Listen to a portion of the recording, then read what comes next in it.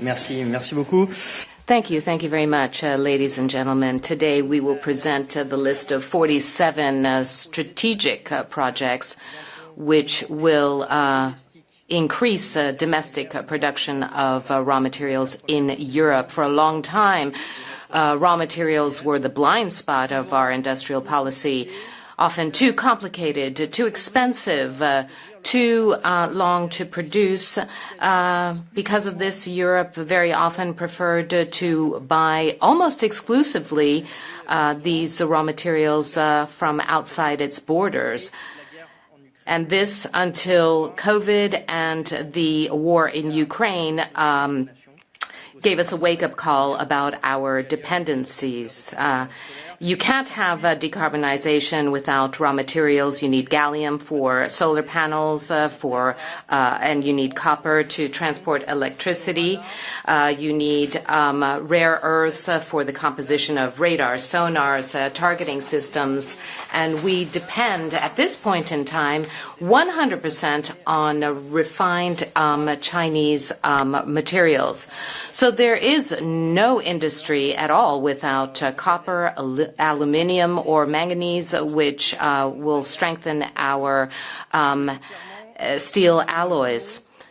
I have to say this clearly. We do not want to replace our dependency on fossil fuels with a dependency on critical raw materials.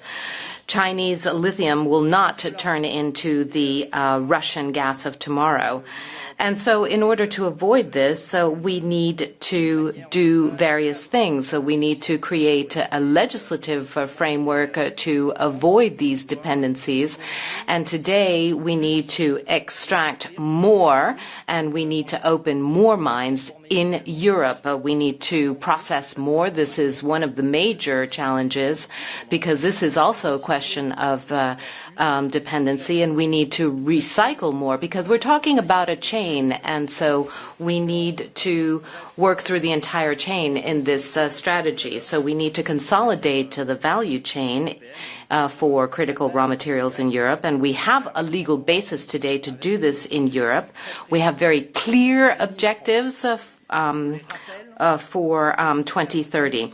We want to have a minimum extraction of 10% of critical raw materials, strategic raw materials. We want to process at least 40, and we want to have a recycling of at least 25%.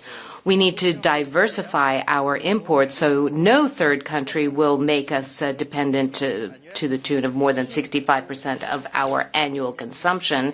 And this is for each strategic raw material that's on the list. Let me give you some context. Let's look at the detail of these strategic projects. The Commission received 170 proposals for strategic projects. We selected 47 in 13 member states: Belgium, France, Italy, Germany, Spain, Estonia, the Czech Republic, Greece, Sweden, Finland, Portugal, Poland, and Romania.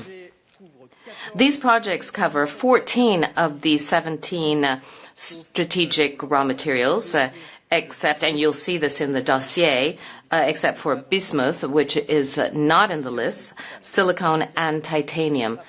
These are not part of these projects that we have selected, because, and of course, I can get back to this subject later on. Now, these projects will directly serve the priorities of our industrial strategy and our sectoral plans, and so this is in line with the subject that we discussed last week on the Commission side. For example, there are 31 selected projects for lithium, cobalt, nickel, manganese, and graphite. These are the 5 critical raw materials that are components for batteries. And of course, batteries are part of the automotive plan, which was presented by the Commission. And so we want to secure the supply chain. We want to secure the automotive industry, and in order to do this, we wanted to give priority to these 5 critical raw materials. For manganese, these projects will strengthen the steel industry, and this is part of the Steel and Metals Plan, which I presented last week. This will help us strengthen our defense, with projects concerning germanium and also gallium. Gallium is used in radars and other military telecommunications instruments that we use in our defense industry. These 47 projects cover the entire value chain, so no project obviously cannot cover there are 25 projects for extraction, 24 projects for processing, and it's very often at this point in the chain that our dependencies become very clear. For example, lithium. We extract lithium, but the lithium is sent to China for refining, and so we depend on China 100% for this refining of a material that we have in Europe. And so that's why we have various projects to change the situation, opening refineries in Portugal and France. We have 10 projects for recycling, 2 for substitution, because we want to support projects for substitution of certain raw materials on which we're dependent. Let's look at the selection criteria so that we can be fully transparent. These projects aim to reach our objectives, the objectives that we've set for 2030. So 10% extraction, 20% recycling. These are objectives that we have set for ourselves. We feel that these projects are viable. We can roll them out very quickly so that we can aim for that 2030 objective. They should have cross-border effects in various European countries, not just the country in which the project is situated. And we're also making sure that we respect our social objectives, for example, with regard to employment and the environment. Now, these 47 projects will be subject to measures, for example, fast-track and facilitated permitting. So no more than 27 months for extraction products, 15 months for processing and recycling, and this is compared to an average of 10 years today. So we're really significantly shortening the deadlines to move quickly, and so that we can be in line with the 2030 objective for de-risking of these raw materials. We can get back to financing also later on. And I'd just like to say a final word with regard to the other candidatures. There were 170 candidatures. 49 of those came from countries outside the European Union. I will be presenting the selected projects in the coming weeks. They will not disappear from the map, but this is all part of our objective. Produce in Europe. We want to diversify our supply so that we can reduce that 100% dependency on critical raw materials. And this is in line with our regulatory European texts.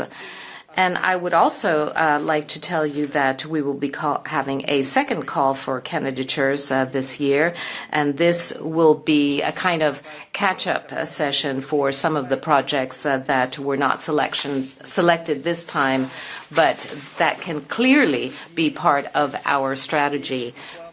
Sometimes there were just some elements that were missing for validation. The opening of the candidatures was very short. It was just 2 months. And so we think that a new call, a quick call, should be will be necessary for this catch-up. And of course, we're not going to stop here with these projects. By 2026, we will launch a first call for joint procurement center.